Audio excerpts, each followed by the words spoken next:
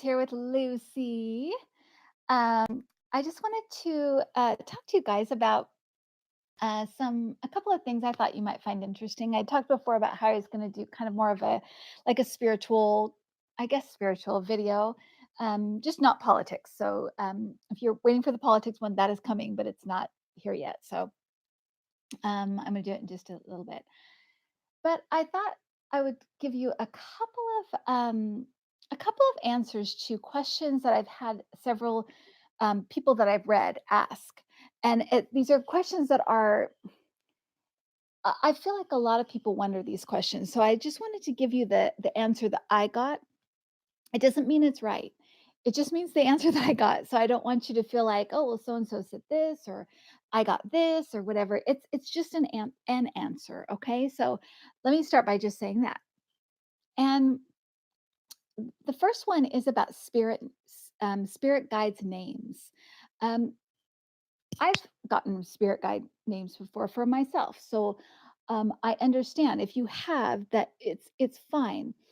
Um, what I realized was that when I was asking for the spirit guides names, I was expecting to get names, and so that's why I got names, which is fine. It's a relationship you have with your guides. They know what you need to hear, what makes you feel comfortable, what will help you and that kind of thing. So that makes sense to me.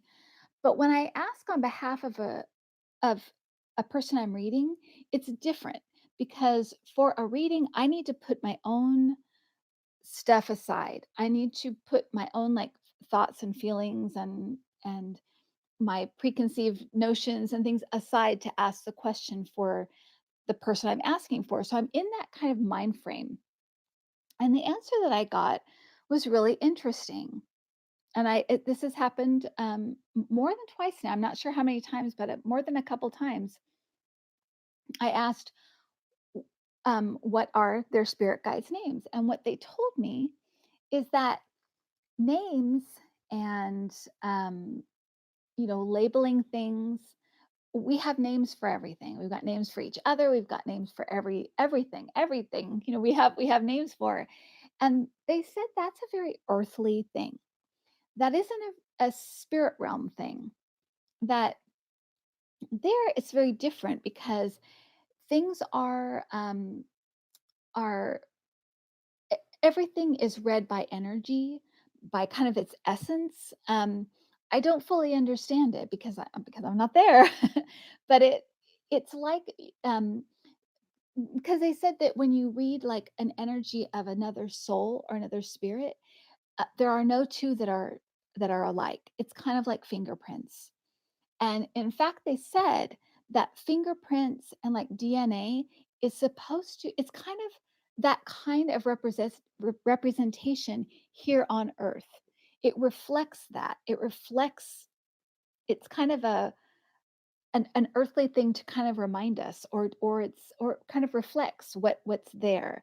Um, so I thought that was interesting, and that they basically said you can call us whatever you want. And if you want a name, we would give you a name that would make you feel what you want to feel. For example, if you know, want to feel very comforted, they might say, that the name is Michael. So whenever you call the spirit guide Michael, it would mean you want comfort, or that kind of thing. So they kind of would work with you to give you names if you need that. It's okay.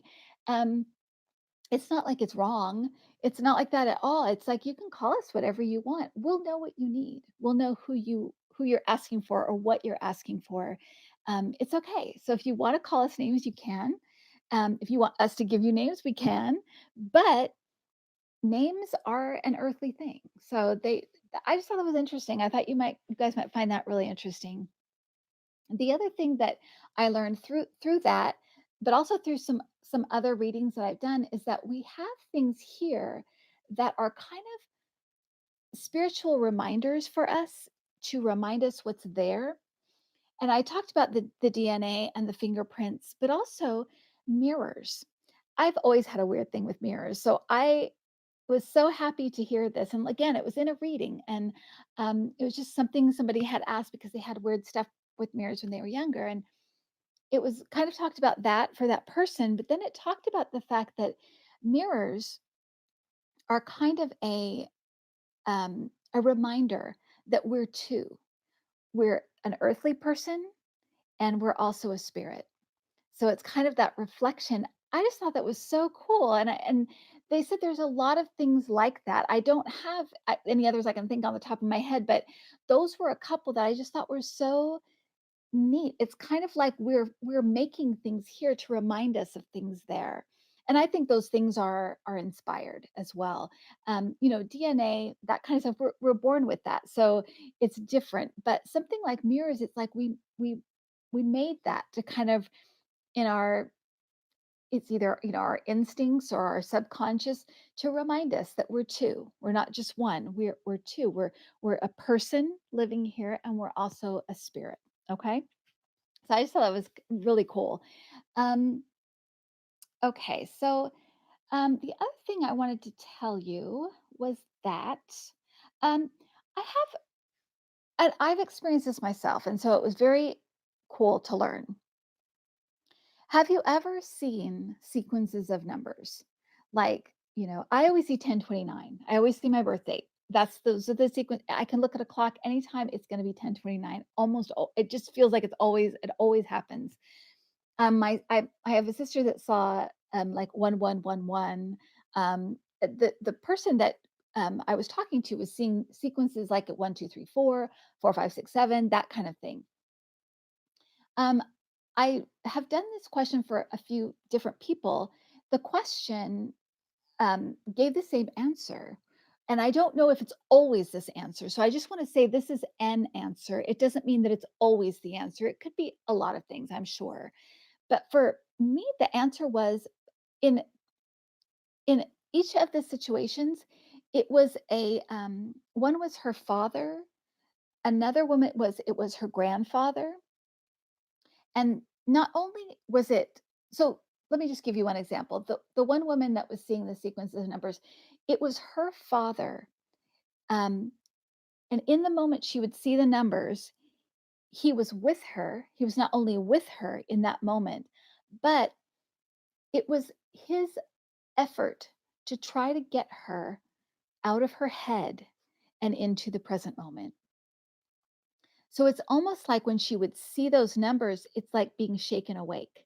It's like you're noticing them. You're noticing like, oh, there's those numbers again. It's almost like being shaken awake from your thinking mind, from your head to the present. It's like I remember the vision was like he was shaking her awake, to be in the moment, to not be in her head all the time.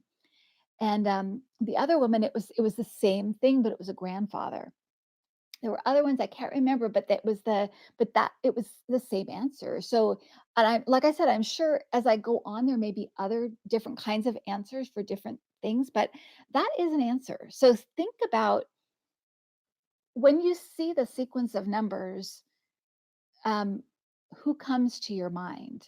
Because it could be that. It could be that somebody is trying to get you to wake up, be in the present. In the present is where you can hear your guides best. And they kind of speak through your instincts. And so to be in touch with your instincts, you really do have to be very present. I've given that advice a few times for people that want to hear their guides better. There's a lot of different ways. I can go over more ways, but that is one way that is very helpful to try to be present. And it's an easy thing to do. You basically use your senses. If you're in a room, you would feel, you'd feel like if here, I'd feel the couch, I'd look around the room, I'd feel Lucy. Animals are a great way to get present. Use your senses. What do you smell? What do you see? What do you hear?